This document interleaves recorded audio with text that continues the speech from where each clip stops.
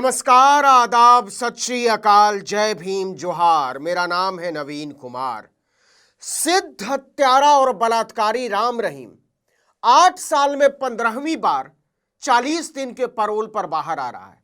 उसे मौज उड़ाने की छूट है, लेकिन उमर खालिद को जमानत तक नहीं मिल सकती। पूरी दुनिया के निगाहें भारत के सुप्रीम कोर्ट पर लगी हुई थी कि वो उमर खालिद और उनके साथ 5 साल से ज्यादा समय से जेल में बंद दूसरे कैदियों के बारे में क्या फैसला सुनाता है। फैसला अब तक शायद पहुंच चुका होगा। तो क्या इस मुल्क को पूछने का हक है कि अगर यह इंसाफ है तो फिर नाइंसाफी किसे कहते हैं मिलॉर्ड? इंसाफ की किताब पर लिखा गया है कि उमर खालिद और शर्जील इमाम को बिना किसी गुनाह के 5.25 साल बाद भी छोड़ा नहीं जा सकता, और 1 साल तक जमानत की फिर से वो अपील भी नहीं कर सकते। और साल भर बाद अपील की भी तो साल 6 महीने तो तारीख और बहस में गुजर गई, समझिए। मतलब 7 साल तक आप किसी को भी बिना किसी कसूर के जेल में सड़ा सकते हैं। याद दिलाएं, अधिकतम सजा ही 7 साल है, बिना किसी कसूर के, क्योंकि मुकदमा तो अभी तक शुरू हुआ ही नहीं है। आपको पता ही होगा कि उमर खालिद, शर्जील इमाम, गुलफिशा फातिमा, मीरान हैदर, शिफा उर रहमान, मोहम्मद सलीम खान और शादाब अहमद दिल्ली दंगों के आरोप में 5 साल 3 महीने से तिहाड़ में है। इन्होंने दिल्ली हाई कोर्ट के उस आदेश को चुनौती दी थी जिसमें 2020 के दिल्ली दंगों से जुड़े मामले में उन्हें गैर कानूनी गतिविधि रोकथाम अधिनियम यानी यूएपीए के तहत जमानत देने से इनकार किया गया था। सुप्रीम कोर्ट ने 10 दिसंबर को सभी पक्षों की विस्तृत दलीलें सुनने के बाद फैसला सुरक्षित रख लिया था, और फैसला यह है कि उमर खालिद और शर्जील इमाम को बिना कसूर साबित हुए जेल में रखना ही न्याय है।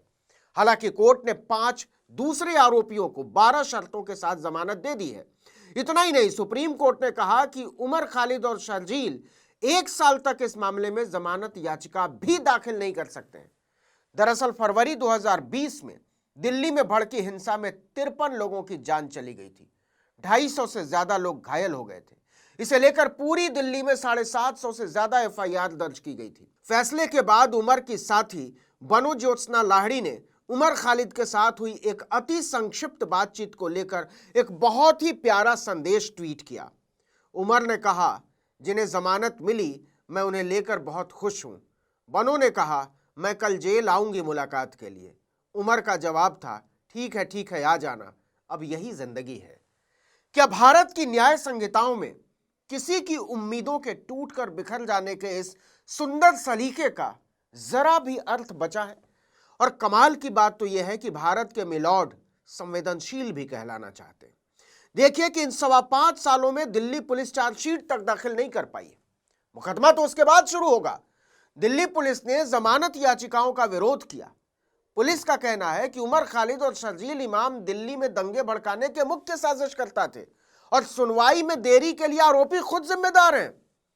लेकिन असल चुटकुला तो इसके बाद सुनाया कि अगर आरोपियों ने मदद की तो ट्रायल 2 साल में पूरा किया जा सकता है। मतलब 7.25 साल चाहिए दिल्ली पुलिस को कोर्ट में यह बताने के लिए कि उमर खालिद और शर्जील इमाम कैसे गुनाहगार हैं। और जो हैरानी की बात है वो ये कि भारत का टॉप कोर्ट इससे सहमत और संतुष्ट है, और इस पर तुर्रा ये कि हम बेहद संवेदनशील हैं। जस्टिस अरविंद कुमार और जस्टिस एनवी अंजारिया की पीठ ने कहा कि अभियोजन और सबूतों दोनों के लिहाज से उमर खालिद और शर्जील इमाम की स्थिति दूसरे 5 आरोपियों की तुलना में अलग है। कथित अपराधों में इन दोनों की भूमिका केंद्रीय यानी मुख्य रही है। कमाल की बात तो यह है कि सुप्रीम कोर्ट ने कहा कि इन दोनों की न्यायिक हिरासत की अवधि भले ही लंबी रही हो, कितनी लंबी, 5.25 साल तो हो चुके, लेकिन यह न तो संवैधानिक प्रावधानों का उल्लंघन करती है और न ही संबंधित कानूनों के तहत लगे वैधानिक प्रतिबंधों को निष्प्रभावी करती है। बहस के दौरान लंबे समय तक जेल में रहने और संविधान के अनुच्छेद 21 के तहत स्वतंत्रता के बारे में दलीलें दी गई। इस पर कोर्ट ने कहा कि अनुच्छेद 21 संवैधानिक व्यवस्था में खास जगह रखता है, लेकिन ट्रायल से पहले जेल को सजा नहीं माना जा सकता। बल्कि इससे भी आगे बढ़कर कहा कि हम इस बात को लेकर मुतमईन हैं कि न्याय की प्रक्रिया के अंतहीन खींचने के बावजूद उमर खालिद और शर्जील इमाम को गरिमापूर्ण जीवन की स्वतंत्रता से वंचित करना मनमाना नहीं होगा। राज्य की सुरक्षा और अखंडता से जुड़े अपराधों का आरोप लगाने वाले मुकदमों में, सुनिएगा, केवल आरोप लगाने वाले मुकदमों में देरी तो रुक का पत्ता नहीं हो सकती। मतलब सिर्फ आरोपों पर आप किसी को 5 साल, 6 साल, 7 साल ठूस के रख सकते हैं। कोर्ट ने कहा कि गुलफिशा फातिमा, मीरान हैदर, मोहम्मद समीर खान, शादाब अहमद और शिफाउर रहमान को जमानत मिलने से उनके खिलाफ लगे आरोपों में कोई नरमी नहीं आती। चलिए इसको भी मान लिया मिलॉर्ड, मान लिया। अब शर्जील और उमर खालिद को बिना मुकदमा शुरू हुए ही कम से कम 6.5 साल तक, 7 साल तक जेल में ठूसे रखने को ही न्याय मानते हैं, वो भी उस मामले में जिसमें अधिकतम सजा ही 7 साल है। अब सवाल है कि अगर यही मामला था तो फिर बाकी के 5 आरोपियों को ही पहले क्यों नहीं जमानत दे दी थी? तब जब आसिफ इकबाल तन्हा को छोड़ा गया, या जब नताशा नरवाल को छोड़ा गया, या जब देवांगना कलिता को छोड़ा गया? इस सवाल का जवाब कोर्ट के ताजा फैसले में कहीं नहीं मिलता। हालांकि वो ये मानता है कि यूएपीए खास कानून के तौर पर उन शर्तों के बारे में एक कानूनी फैसला दिखाता है जिनके आधार पर ट्रायल से पहले जमानत दी जा सकती है। अब अगली बात, जिन 5 आरोपियों को जमानत दी भी गई है उन्हें भी करीब 12 शर्तों के तहत जमानत दी गई है। जैसे वो दिल्ली छोड़कर कहीं और नहीं जाएंगे, सोशल मीडिया या सार्वजनिक मंच पर कोई बयान या पोस्ट नहीं करेंगे, गवाहों से कोई संपर्क नहीं करेंगे, नियमित रूप से हाजिरी लगाएंगे, वगैरह वगैरह। और अगर इसमें से किसी भी शर्त का उल्लंघन होता है तो ट्रायल कोर्ट आरोपियों की सुनवाई के बाद जमानत रद्द करने के लिए स्वतंत्र होगा। मतलब जमानत तो मिल गई, लेकिन वो भी अपने आप में जेल की तरह ही है, सिवाय इसके कि आप घर का खाना खा सकते हैं और आपको जेल मैनुअल फॉलो नहीं करना। लेकिन आज़ाद होकर भी आप अपनी कहानी किसी को नहीं बता सकते कि आप पर क्या गुजरी, कोई लेख नहीं लिख सकते, किसी सभा सेमिनार में बोल नहीं सकते। लेकिन हम सबको इसी को इंसाफ मानना है, और न केवल मानना है बल्कि कहना है। फिर भी इस बात से इनकार नहीं किया जा सकता कि उमर खालिद और शर्जील इमाम को सुप्रीम कोर्ट से जमानत न मिलना सिर्फ 2 व्यक्तियों का मामला नहीं है, बल्कि इससे भारत की आपराधिक न्याय प्रणाली को लेकर व्यापक स्तर पर लोगों की उम्मीदें, आम लोगों की, कमजोर लोगों की उम्मीदें कमजोर पड़ी हैं।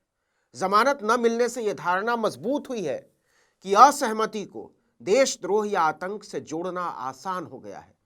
तमाम न्यायविदों का कहना है कि अदालतें भी इस रेखा को स्पष्ट करने में संकोच कर रही हैं। इससे नागरिकों का यह भरोसा कमजोर पड़ा है कि संविधान असहमति की रक्षा करेगा। न्याय का होना ही काफी नहीं है, ये होते हुए दिखना भी चाहिए। 1000 बार हम लोग सुन चुके हैं। सुप्रीम कोर्ट को न्याय की आखिरी उम्मीद की अदालत कहा जाता है। जब वहां से भी लंबी कैद पर, बिना मामला चले कैद पर मानवीय या संवैधानिक राहत नहीं मिलती है, तो आम नागरिक में यह भावना जन्म लेती है कि न्याय अब सिर्फ कानूनी प्रक्रिया है, नैतिक भरोसा नहीं। इस वीडियो में इतना ही, लेकिन अगर आपने आर्टिकल 19 इंडिया को अब तक सब्सक्राइब नहीं किया तो फौरन कर दीजिए, बेल आइकॉन दबाइए, घंटी जैसी आकृति लाइक कीजिए और कमेंट करके बताइए हमारा वीडियो आपको कैसा लगा। हमारा ट्विटर हैंडल है article19_India और मेरा ट्विटर हैंडल है नवीन जर्नलिस्ट। नमस्कार।